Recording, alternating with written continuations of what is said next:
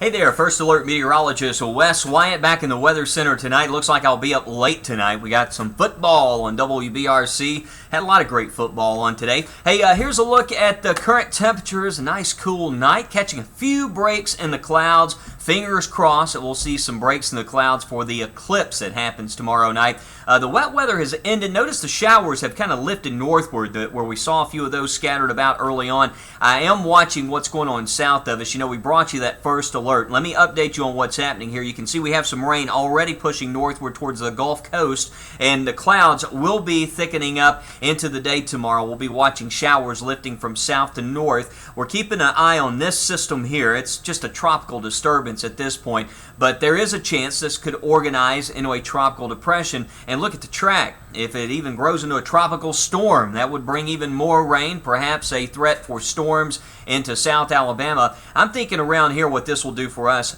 Monday and into Tuesday. Basically, a prolonged period of rainfall, a little more than what we've seen here lately, maybe 1 to 2 inches of rain in some spots. I'd say south of I-20 we'll probably see some of those heavier rainfall totals. But that's the way it looks right now. If this strengthens, we're talking about some heavier rain, but you can see that is lifting northward. So we'll keep you updated on the first alert that we brought you last week on that system as it moves closer to us. Let's get you in here close to home. I want to show you the setup through the rest of tonight. And forecast radar doesn't look too impressive. We may see a sprinkle or stray shower early tomorrow. Once again, the big story here, kind of cloudy at times, temperatures in the 60s to start off, and then we'll catch a few breaks in the clouds. Watch this, there's lunchtime and into the afternoon, so what that will mean is it's going to feel a bit warm and steamy again after lunch, so keep that in mind tomorrow if you're going to be outside for a long period. Highs in the lower 80s. And then watch this into Monday, how things start to change. Watch south, and you can see how these clouds start moving from south to north, and that's when we're getting those showers associated with the tropical disturbance, and that rain will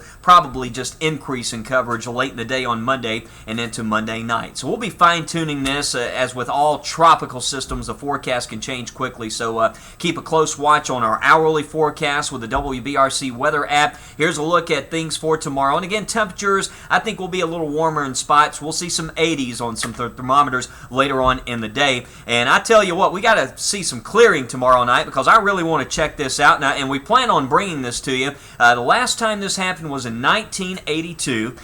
We've got a bright supermoon. The moon's basically at perigee right now. So what happens is we see the total eclipse happen right around 9/11.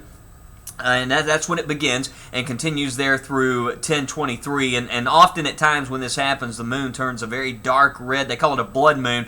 So it's going to be really neat. And hopefully the clouds will break tomorrow night. So we'll be checking it out and bringing you coverage. So if it's cloudy at your house, flip over to WBRC.